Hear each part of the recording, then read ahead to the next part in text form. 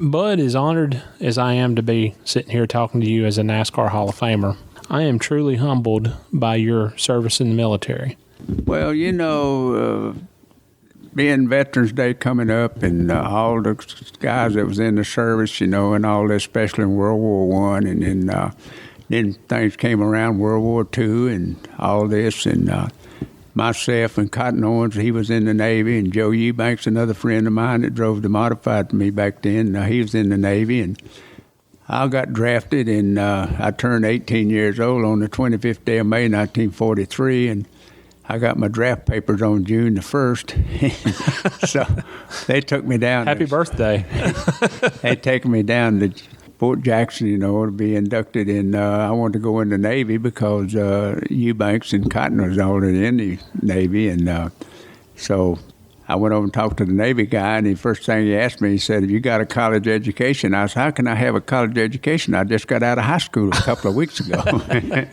And back then, they only went 11 grades, so we only had 11 grades, and we had just Really? Okay. just finished high school. And so, like I say, the school was over on June the 2nd, I believe it was, and I got my draft papers on June the 1st. So anyway, it was something, and having to go into the Army and do what I did. And I finally told them, they said, "Well, you'd make a good Marine." I said, "No, just put me in the regular Army." And that's what they did. And I was in the infantry, and I was in the 90th Infantry Division and 359th Infantry Regiment, and I was in D Company, 1st Battalion, and Heavy Weapons Company, they call it. We had water-cooled machine guns and 81-millimeter mortars, and this was a deal, with all the training we went through and all this, and knowing all the stuff that I went through in World War II, and especially, hitting the beach on June the 6th, 5 o'clock in the morning, one of the first waves going in, and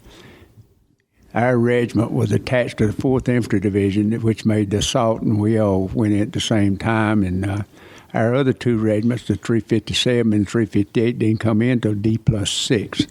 And going in there on that day, and it's like they got drowned that day because the Navy guy driving the landing craft, he didn't drive all the way in where we were supposed to be in knee-deep water, and we wound up was in water about over our head.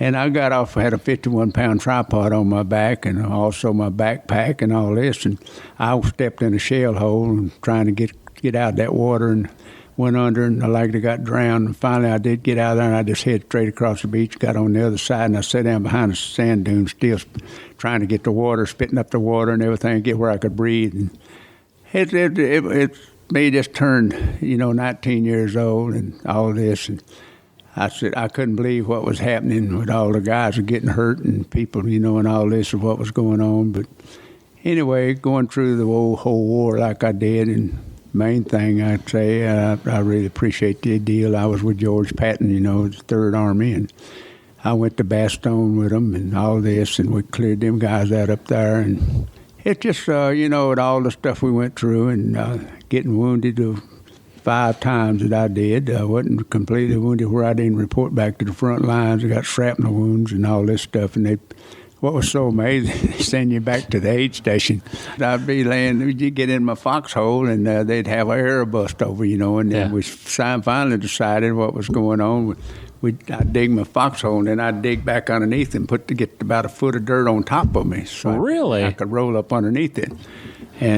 But still, when you're out in the field and you're advancing and all this stuff, shells land and you get splattered with shrapnel. It was so amazing. They send you back to the aid station. We get back there and they'd pick the shrapnel out of you and do this, and they'd paint it with methylate, that old red-looking stuff, and put a Band-Aid on and send you right back to the front lines. I think I said, well, at least I may be back there for a day, but that didn't work. But only other time I got wounded real bad was with this machine gun. I got shot through the right hip, and that was on February the 22nd, 1945. And I was out of service then until I reported back to my company on April the 1st. And then it was so amazing. My lieutenant, which I was an instrument non-com, and they had promoted me from being a first gunner. I went to laying all the gun positions and all for our 4 machine gun squads and all this. And we pulled up in this German hospital yard, and just pulled up there, and the Germans had it zeroed in. They started shelling at their own hospital, and all this. And they blowed that Jeep about out from under us. So me and the lieutenant, we had to go back to.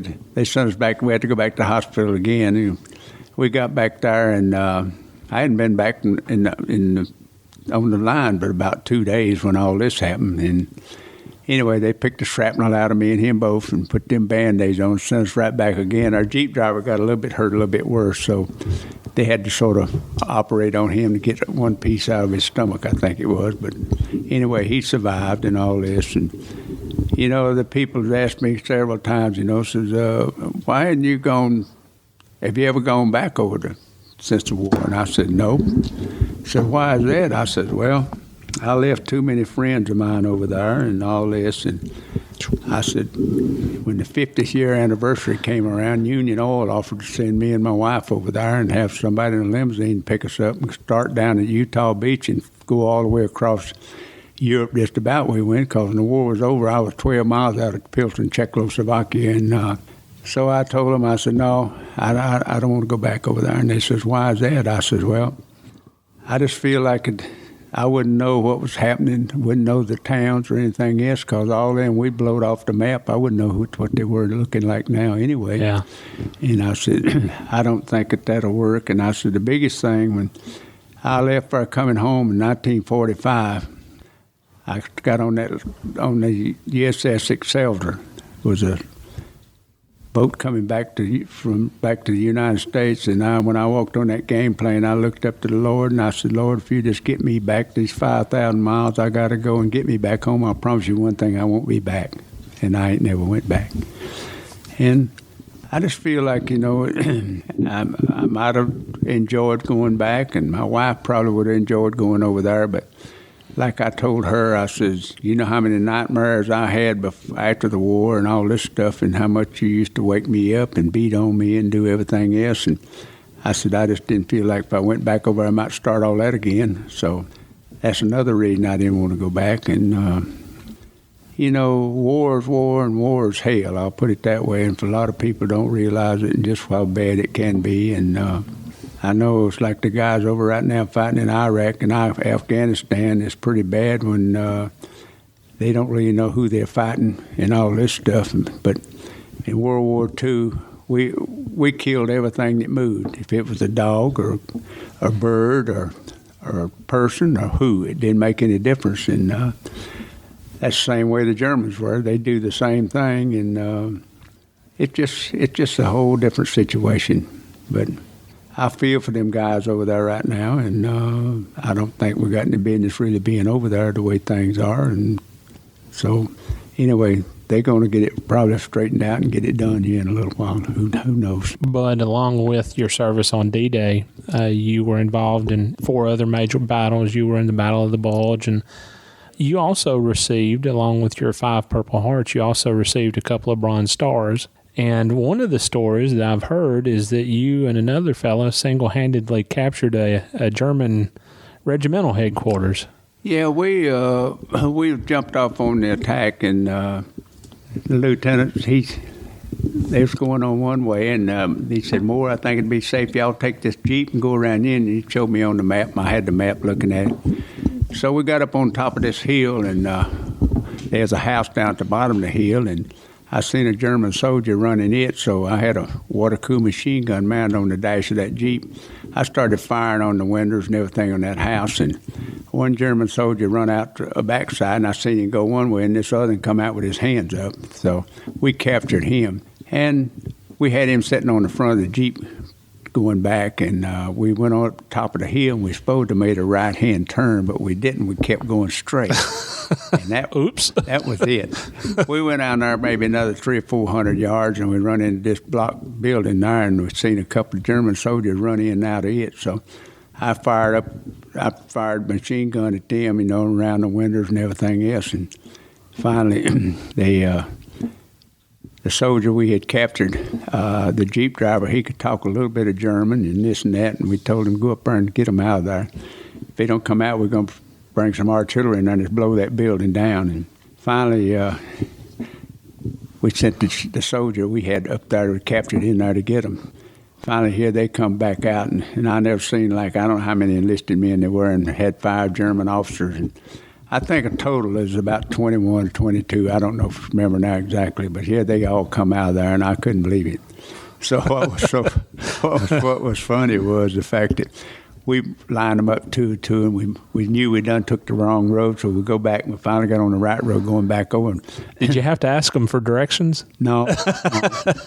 We found, after I knew after we'd done it, didn't make the right turn, so we turned and went back the right way. They had already took this little town ahead of us, you know. So that building I fired on the first one set it on fire, and it was burning. And finally, when we got back over there, and my lieutenant said, "Moore, what in the hell was going on over there?" I said, "You sent us in a bunch of hell over there." I said, "You see what we had right here, you know?" He couldn't believe we had all these German soldiers and had all these officers and everything. And he said, "Well, that's what all that racket was going on over?" I said, "Yep, that's what it was." It was just me. Just me. Yep, me and the Jeep driver. It was something. But the other Bronze Star I got was for the D-Day landing and being on the front lines. I think I was on the front lines about 8 months and a half without being evacuated. So somewhere in that order. You mentioned you actually crossed paths with General Patton. Is that correct? Correct? I saw General Patton at least 3 times I know on the front lines, and the biggest thing, you know, about going to Bastogne and when they had the 101st Airborne all surrounded up there, Romeo and all that, was kicking the daylights out of them. And Patton, we just made the Moselle River crossing, and Patton pulled us back, our division, back across the back, and we was in this little town. And Patton was standing on the courthouse step with a big microphone, and he briefed us, said, "Now, I know you boys ain't had a hot meal or anything on this part, and you've been doing this and doing that." And he said, "We got a bad situation. We got it 90 miles away, and Romeo's got the 101st surrounded up there in Bastogne." He says, "We got to go up there and get them out." And he says, "We got to leave." He said, "We're going to leave in 45 minutes. We're going to kill every SOB on the way." And we did. And we went up and got them out and all this. And I saw Patton a couple of other times. One time we had took this town about 2 or 3 times, and the Germans would take it back. And we were sitting there. I had a machine gun sitting up on the side of the road, you know, guarding it on a defensive position after they'd done run aside that town. Anyway, I heard somebody say, "Here comes old Blood and Guts." I looked, and here come Patton driving up the road. He passed by me within about 30 or 40 feet. He went on up there to headquarters, and about, I guess, 30, 45 minutes later, word come down and says, "We got orders. We're going to take this town again." And he said, "We're damn sure ain't going to give it up this time." So we didn't. We took it this time. We kept it.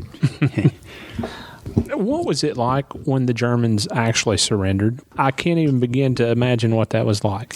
Well, you know, when we were going across, when we crossed the Rhine River, going into Germany and all, and had the Germans so disorganized, and they started giving up and all this stuff, we knew the war was over partially and all this, and like I say, we kept going, and we never stopped, and we hit a few hot pockets for the Germans still, you know, and once they seen that they had no choice, then they gave up and all this, and I mean, it was a happy feeling for all the American soldiers to know that we done won the war and all this. And like I say, we met the Russians right out of Pilsen, Czechoslovakia. We were 12 miles out of Pilsen. We met the Russians. We shook hands and all with the Russian soldiers and all this. And then that was on May the 2nd or May the 3rd in 1945. And the thing was, word come down that the war was over May the 8th. So that was one of the biggest thrills that most all the soldiers had, and we did some celebrating, I'll tell you that. Yes, I wish there were some way to get across the smile that spread across Bud Moore's face. Yeah. I bet you did do some celebrating, and really it was well deserved. And all this, and what they did, they pulled us back in a little town that was about 20, 25 miles out of Pilsen, across the line, you know, back into Germany, called Weiden, Germany. And we put us on occupation there, and this little town had about 4,000 or 5,000 populations, all there were, and this and that. And they had some pretty good Army barracks there, and this and that. So we took over those barracks and all this, And so we were there, doing occupation then for all this time. And when it come time to come back home and to be discharged and all this stuff, we didn't know we was going to get discharged, but when we figured the war was over and they was going to send us now to Japan, and we figured, with Patton raising so much cane about different things and all this, they said we might as well go over and fight the Japs. But anyway, we figured that's where we were going to go. But when they dropped the atomic bomb over there in Japan, and the war was over there in August, I think, August 7th, 8th, or somewhere along in there, and that was another big thrill, to know that war was over and this and that. And then they said, well, we're going to start sending people back home, soldiers back home and all this, and they sent us back on the point system. So we got so many points for being in combat for the months we were in. We got points for so many. I was on 5 major battles over there, and we got 5 points, I think, for each one of those. And then we got 5 points for each Purple Heart, and 5 points for the Bronze Stars, and 5 points for every month we was in combat. So when it come time, I had as much points as somebody had been in the Army about 5 or 6 years and all this, and I was one of the first ones to come back, and I was real thankful, that I was going to get to come back that early. Sounds like you almost got sent home before you got there with that with that many points.